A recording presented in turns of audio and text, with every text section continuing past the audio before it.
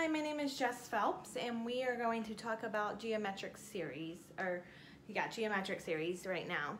So let's talk about the common ratio. It's the ratio between consecutive terms, and it has to be constant, but not like an arithmetic sequence, not we're adding and subtracting. We're going to be multiplying by something. It's always being multiplied by something. So look for multiplication to identify geometric sequences. Okay, so it's always going to be multiplying by something. If you're looking and it's going down, then you're multiplying by a fraction, obviously. You're multiplying by a number between 0 and 1. But let's look at this one for a minute. 1, negative 6, 36, negative 216.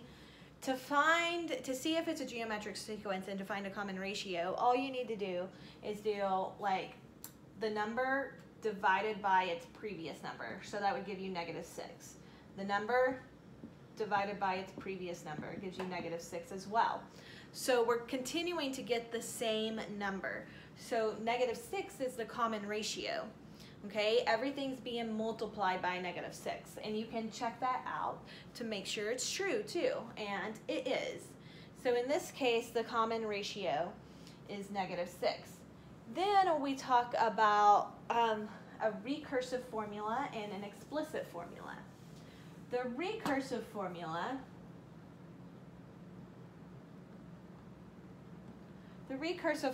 is written like this. A to the n is equal to a to the n minus 1 times r, okay? And r stands for the common ratio. So this is the recursive. Explicit. An explicit formula is a to the n is equal to a to the 1 times r to the n minus 1. So that is the explicit formula. Okay, so we have the recursive formula and we have the explicit formula.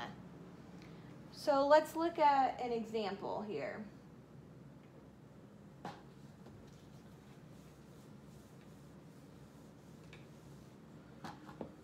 An example, let's say the first term, so the first term is 7, and the common ratio is 1/3. Okay, so the common ratio is 1/3. And so if the common ratio is 1/3, that means we're multiplying by 1/3 each time. So this next term would be 7/3. Then 7/3 times 1/3 is 7/9. And we're continuing. We're multiplying by 1/3 since the common ratio, since r, the common ratio is 1/3. Okay, we want to write an explicit formula. So the explicit formula, a to the n, equals a1 times r to the n minus 1. Okay, and so we know the common ratio, so that's all we have to do, and we know the first term. So we need to know 2 out of the 3, a1, r, or n. Okay, so a to the n equals a1 is 7 times the common ratio of 1/3 to the n minus 1. And now that is my formula, and now we can use this to find anything. If I wanted to find the 100th term, I would just plug in 100 for n. So a to the n equals 7 times 1/3, 100 minus 1. So that'd be 99.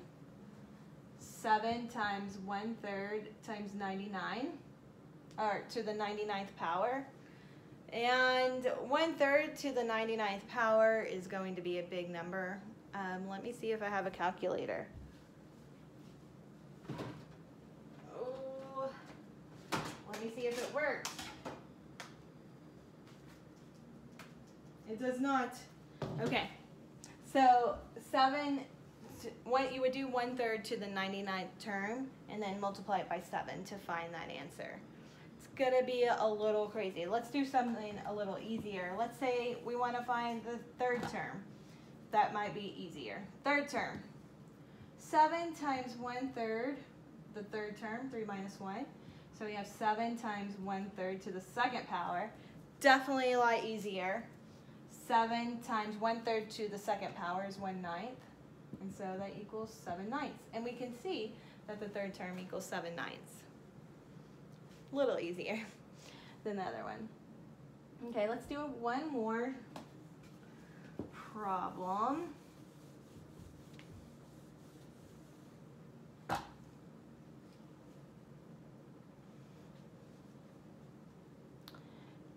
Find the ninth term in the sequence of 11, 33, so 11, 33, 99, and 297, and so on. Okay, and it says it wants to know the explicit formula for this, and we want to find the ninth term, so we find the explicit formula. So we're going to find the common ratio first. 33 divided by 11 is 3. I'm just going to make sure 99 divided by 33 is also 3. So our common ratio is 3. We're multiplying everything by 3. And then we know a to the first, so a to the n equals a first times r to the n minus 1. So an is equal, a first is 11, the first term is 11, times the common ratio is 3, n minus 1. And we want to know the ninth term. So the ninth term, we just plug in for n, 9. A to the n equals 11 times 3, 9 minus 1. Keep solving. 9 minus 1 is 8. So we need to know 3 to the 8th. 3 to the 8th. And then you multiply it by 11. So a to the n is going to equal 72,171 when you solve 11 times 3 to the 8th. Okay, so your ninth term is going to be 72,171. And you can plug in any numbers and solve it. And that is how you do geometric sequences. Thank you.